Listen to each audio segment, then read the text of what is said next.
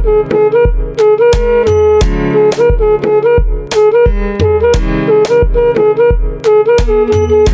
what's up guys? It's your girl Sugar Sade, back again with another video. Thanks for tuning in. So in today's video, I'm going to be talking about how to de-escalate a patient.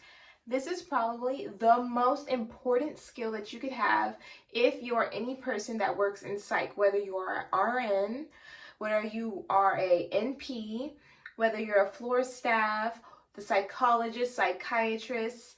Anybody that works with psychiatric patients should know how to properly de-escalate patients. So I'm going to tell you guys how to do it. So first and foremost, I want to start off by saying that there is no secret response or magical thing that works with all patients. You have to treat each patient as an individual, of course, as we do in any case. But you never know how each person will respond. Some people respond better to different things and other people respond better to other things. For example, I have some patients that really respond well to you being really nice to them, being sweet, being kind. Okay, honey, sweetie, whatever. Talking to them gently, calming them down that way. And then I have some patients that they will not even hear you and they need you to get a little more stern.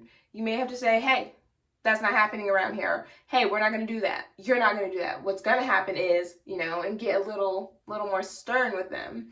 But I also know patients that getting stern with them really aggravates them more and amps them up and makes them want to push back harder at you.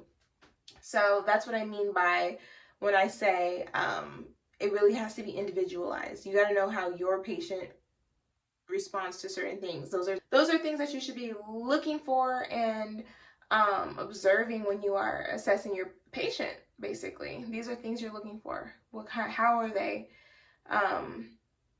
How are they presenting? Do they seem to like this better or this better? Are they paranoid when I do this? Do they loosen up when I say that? Those are things that you are always thinking of in the back of your head when you're just having a casual conversation with your patient. Take every opportunity that you can to assess your patient. So then when they do get violent or start getting agitated, you know what works for them to bring them down and calm them down. You know what they respond well to. Anyways, let's get into this video. Here's a scenario. You have a male patient. He is agitated, he's yelling, threatening staff, he's posturing, he's pacing back and forth, he's showing those classic signs of irritation and those classic signs of somebody that may become a danger to themselves or others. So you as a nurse have to decide what to do. What will you do? There are 10 things that you must do in this situation. So number 1, you must respect the patient's personal space while still maintaining a good position, a good safe position, I should say. So you want to be close enough to the patient to where if anything goes down, you can make sure there are no other patients in the way, or you guys can plan to safely restrain the patient to avoid any damage to be done to any other patients or the patient himself. But you also want to be far enough away to where you're not agitating the patient more, you're not intimidating him, you're not putting yourself at unnecessary danger or risk also. Number 2, do not provoke the patient. And what I mean by provoke the patient, don't argue with the patient, don't take what they're saying personally and get into a pissing contest with the patient. We are not here for that. We are supposed to be the medical professionals and they are supposed to be the patients. They are the ones that are here getting help with their mental illness. So why would you spend your time arguing with this patient, agitating them more, and escalating the situation to something that may be dangerous? Avoid it at all costs if you can. Number 3, actually talk to the patient, verbalize with them, figure out what is at the root of the issue. 9 times out of 10, a patient doesn't just pop off for no reason.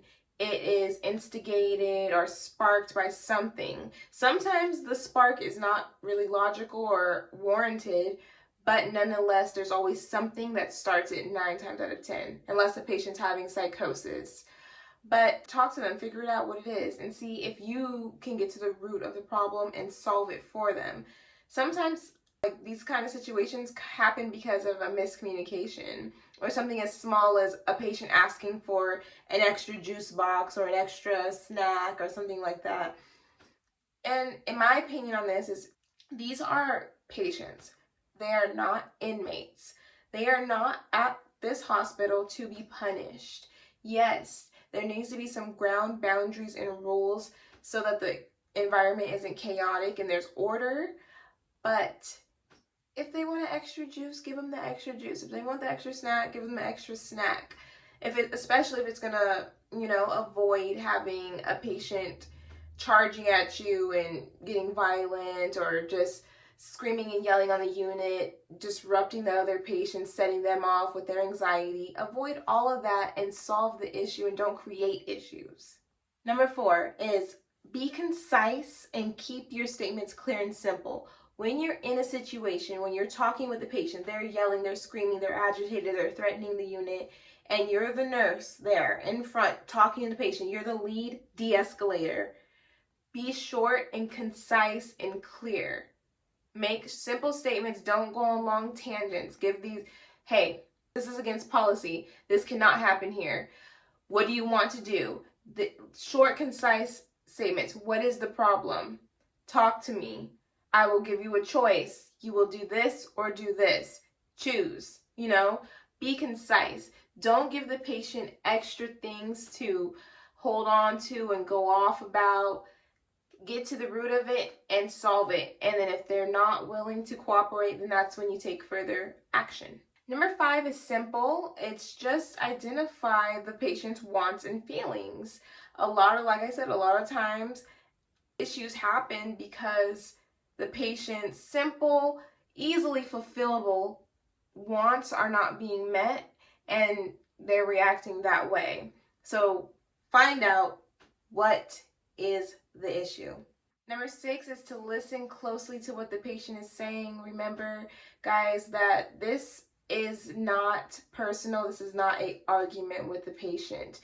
And de-escalation is a skill and a tool in psych, like chest compressions is a skill in, for BLS. It's just a tool and a skill to use and strengthen. So when you're talking to the patient, you're using it in a method. It's very, very intentional. This is just not conversation like you're talking to your friend, like you're in an argument with your friend or your mom, or this is intentional conversation where you're trying to get information out.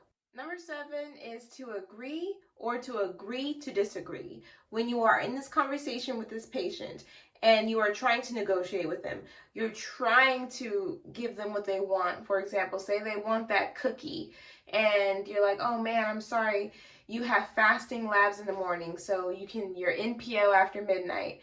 I can't give you this cookie. It's 2 a.m. But in the morning I'll give you extra snacks after lab, whatever. And they're still not having it. Then you need to be like, okay, well, there's no more negotiation here. We are just going to agree to disagree, and these are your options from now on. You can choose, and give them the autonomy to choose their path. All right, number 8 is to set clear limits and boundaries. This is psych. We have to have clear limits and boundaries. And I am not a big fan of running my shift like like it's the military. Not at all. I see myself as pretty lenient and fair. But you must have boundaries and limitations. Now, there's some things that are non-negotiable. Some things can be negotiated, but not all the time. And you need to be able to say no and say, I'm sorry, blah, blah, blah. I'm sorry, Jane Doe, but I can't do that. And it's not going to happen. And you're not going to act this way. And this is not going to keep occurring if you're going to be remaining here. This is how the shift is going to go.